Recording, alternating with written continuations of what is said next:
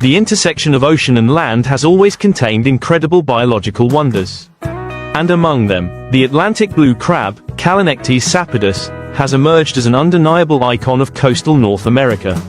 Especially the Chesapeake Bay region, with its poetic scientific name, Calanectes sapidus, which roughly translates to beautiful, salty swimmer. This crab is more than just a crustacean, it is an economic lifeline.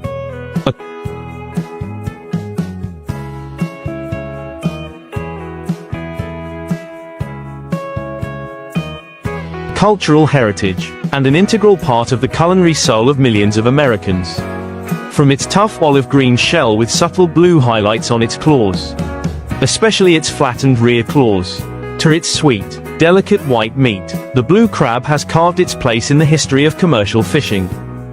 The journey of the green crab begins as a tiny eggshell floating in the salt water of the Atlantic Ocean.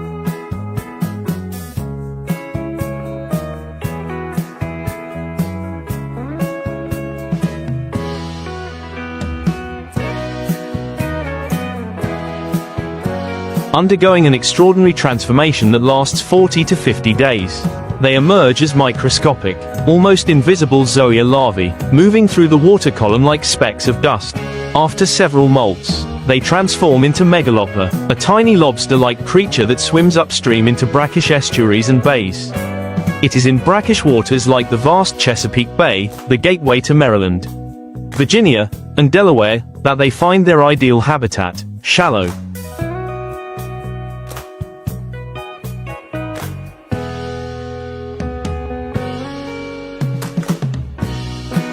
muddy waters, abundant food sources, and shelter from predators. The green crab's range stretches from Nova Scotia, Canada, down to Argentina, but nowhere is its connection to local culture stronger than on the east coast of the United States. The life cycle of the green crab is a complex symphony of natural cycles. Adult female crabs, called sooks, make a great spawning migration, heading to the salinity-rich waters in the south of the bay to lay their eggs.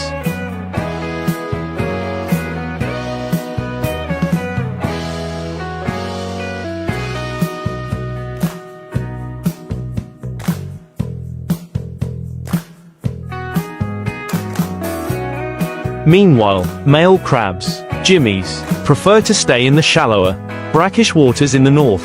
This behavioral difference is key to commercial fishing, as fishermen must employ different strategies depending on the sex and life stage of the crab.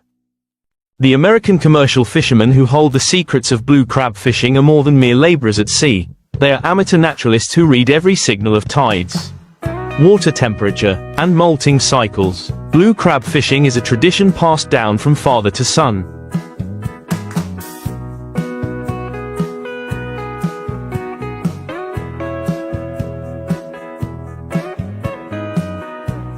Requiring patience, endurance, and above all, respect for the natural resource. To maintain sustainability, the industry is tightly controlled by strict regulations on minimum catch size, gender limits, often prohibiting or restricting the capture of egg-bearing females, and seasonality. Commercial blue crab fishing relies primarily on three main tools: crab pots, trot lines, and dredgers.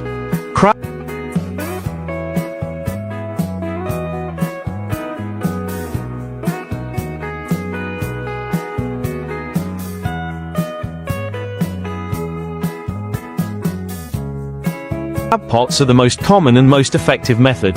Crab pots are a box-shaped or truncated pyramid-shaped structure, made from galvanized steel or PVC mesh, measuring approximately 2 × 2 × 2 feet.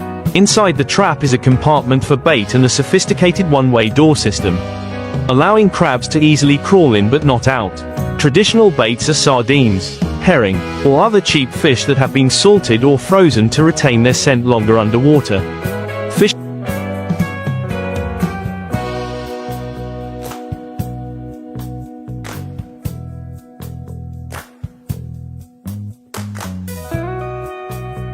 Fishermen set out hundreds, even thousands, of these traps in shallow areas of bays or estuaries, each marked with a brightly colored and unique buoy for identification.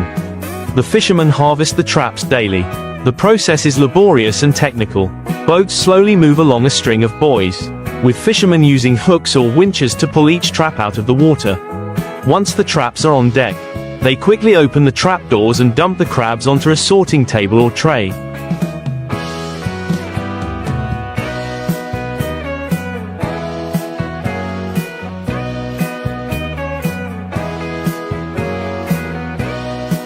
The next step is sorting, a quick but meticulous process. Fishermen inspect each crab, measuring the shell size to ensure it meets commercial standards, usually 5 inches or longer for males. Checking the sex, identifying by the shape of the plastron, T-shaped for males, wide dome-shaped for mature females, and checking to see if the females are carrying eggs, spongy-like mass. Any crabs that do not meet the standards or females carrying eggs must be released immediately to protect the population. Those that meet the standards are transferred to coolers and humidifiers, ready for the journey to market.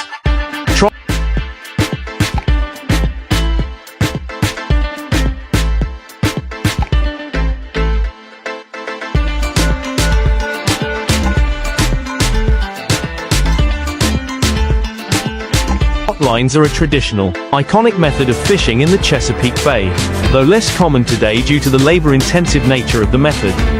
Trot lines are long cables, which can stretch for miles, placed on the bottom of the bay and secured at both ends with buoys. Hundreds of bait pieces, usually chicken necks or bacon, are tied at regular intervals along the line. Fishermen use a slow-moving boat to pull the line up from the water using a roller or winch.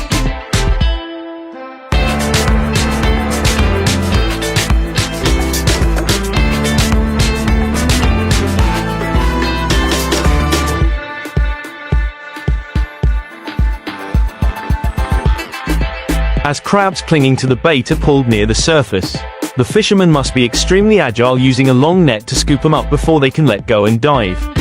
This method is more than just a way of fishing, it is an art. A display of coordination and experience. It requires precise timing and delicate boat handling. Dredgers, used primarily in the winter, focus on catching crabs that hibernate in deep mud. When water temperatures drop, blue crabs burrow into the soft mud at the bottom of the bay to ride out the cold.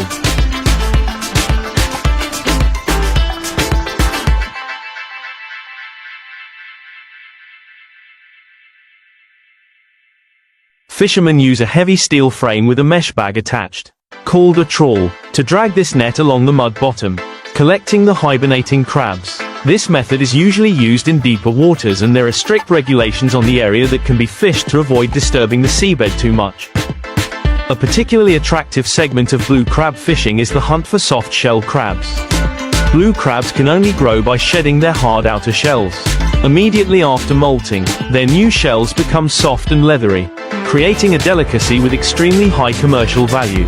Instead of catching adult crabs, some fishermen specialize in catching crabs that are in the pre-molting stage.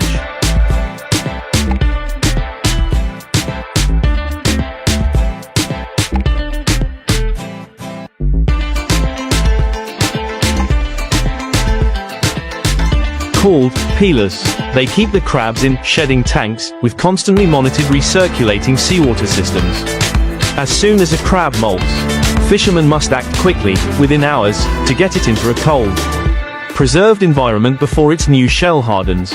This delicacy and sheer time commitment makes soft shell crab farming a profitable but risky combination of agriculture and fishing. But the story of blue crab is about more than just the allure of flavor and fishing expertise.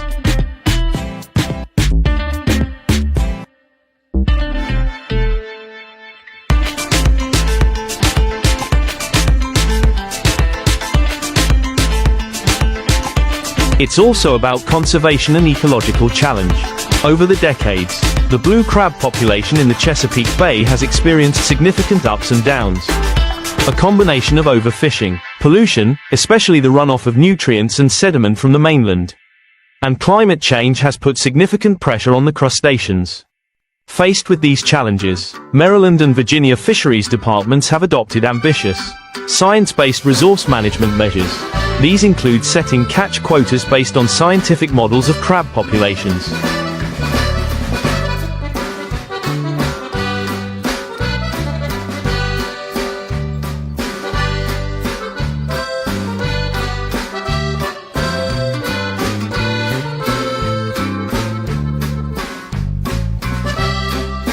adjusting trap sizes to minimize the capture of juvenile crabs, and strictly protecting egg-bearing female crabs.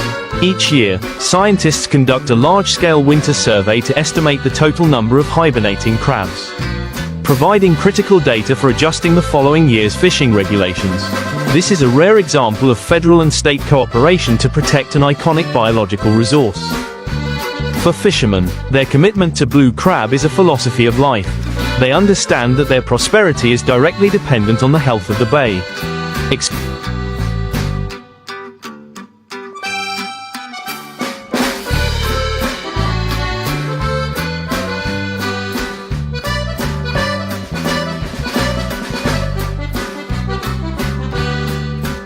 Experienced fishermen are often the first to adhere to conservation rules, as they are the first to notice subtle changes in the environment and crab populations.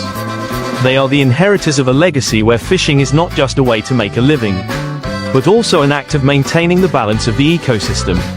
As the sun rises over the sparkling waters of the Chesapeake Bay, each boat pulling up a crab trap carries with it a moment of hope and uncertainty. Each blue crab brought aboard is not just a commodity, but a reminder of the ocean's bounty and the responsibility that humans bear.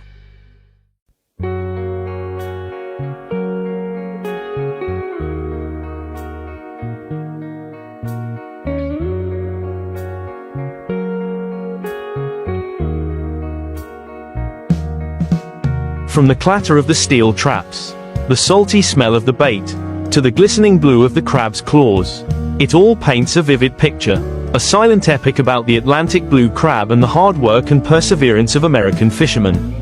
They are not just catching crabs, they are weaving the story of an economy, a heritage, and a regional identity in which the blue crab is an irreplaceable protagonist. And as long as the sweet taste of the blue crab is still craved, the fishing boats will continue their journey across the vast waters, promising a bountiful harvest, but always in harmony and deep respect for the harsh laws of nature. The story of the blue crab is a story.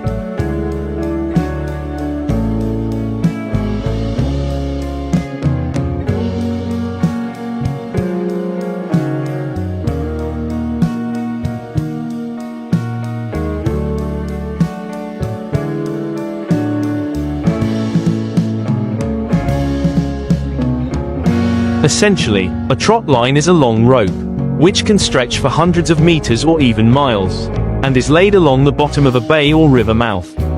The uniqueness of a trot line lies in its simplicity and effectiveness. Along this rope, hundreds, if not thousands, of baits are tied at regular intervals. The most traditional and effective baits are chicken necks or salted pork. Chicken necks are the top choice because they are cheap, easy to find, have the necessary toughness to not be torn apart by crabs too quickly, and most importantly, the skin and fat secrete an irresistible scent to the voracious blue crabs.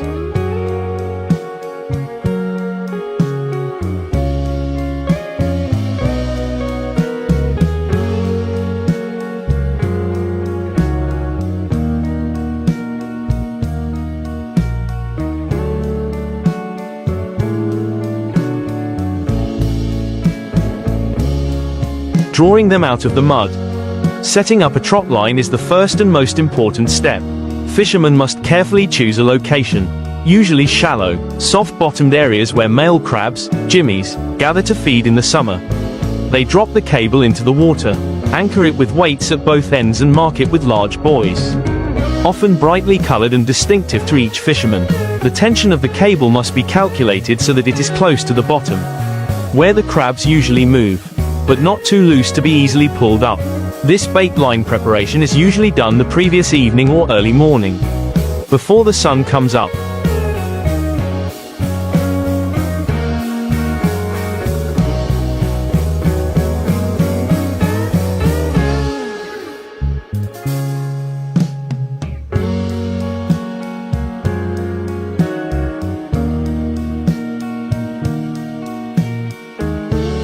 The real show begins when the fishermen start harvesting, usually at dawn, when the crabs are still hungry for bait. The crab boat, usually a flat, low wooden boat, specially designed for shallow water, moves slowly and steadily along the length of the trot line. Two fishermen usually work together, One person controls the boat to maintain the optimal speed, not too fast to cause the crabs to drop the bait, not too slow to reduce efficiency, and one person operates the line pulling system. The trot line is pulled out of the water by a roller or a mechanical winch system fixed to the side of the boat.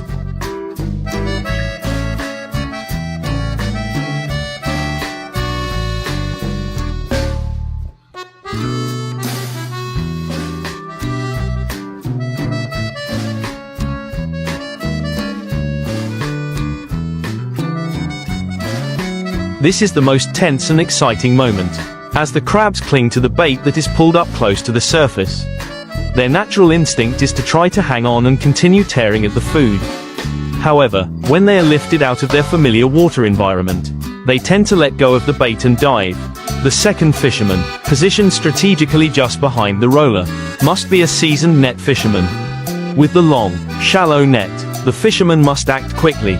Almost reflexively, they must scoop each crab up as soon as it emerges from the water.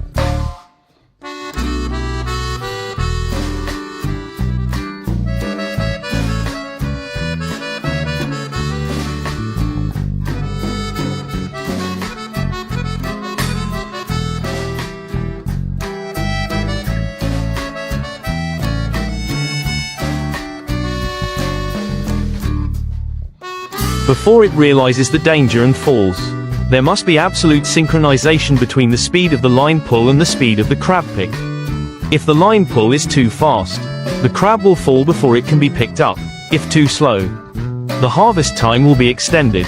This is where the fisherman's expertise comes into play, the ability to read the crab's position through the choppy water, the precision of his scoops, and the speed of his reactions, which last for hours, the movement of the net across the shimmering water, scooping up the struggling blue crabs, creates a dramatic, captivating image.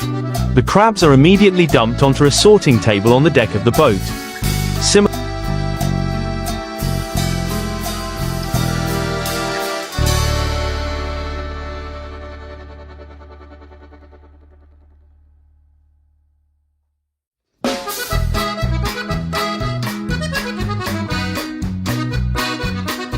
to the trapping method, the fisherman must quickly sort, measure their size, check their sex, and remove the egg-bearing females according to strict Chesapeake Bay conservation regulations.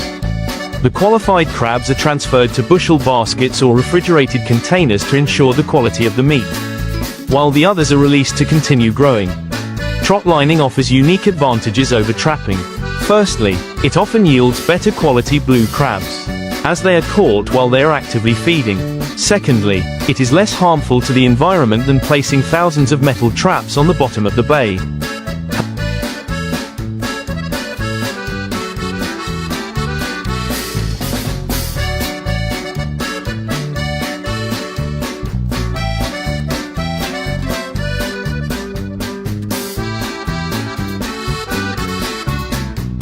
However, it requires a high level of physical strength and concentration, along with having to be constantly on the move for many hours, collecting thousands of crabs.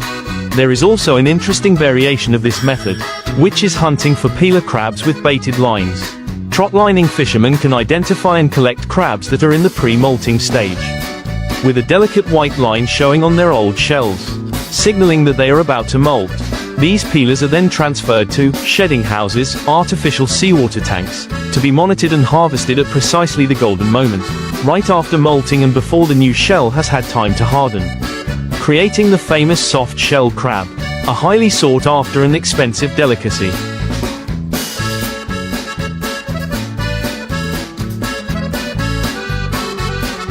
Trot lining is more than just a fishing method, it's a cultural marker.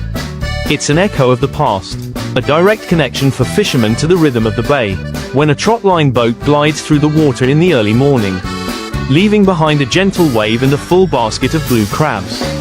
It's not just the image of a successful day's work, but also a testament to the perseverance, love of the craft, and skills passed down from generation to generation. Trot lines are a traditional, iconic method of fishing on the Chesapeake Bay, though less common today due to the laborious nature of the work. Trot lines are long cables, sometimes stretching for miles, that are laid on the bottom of the bay and secured at both ends with buoys.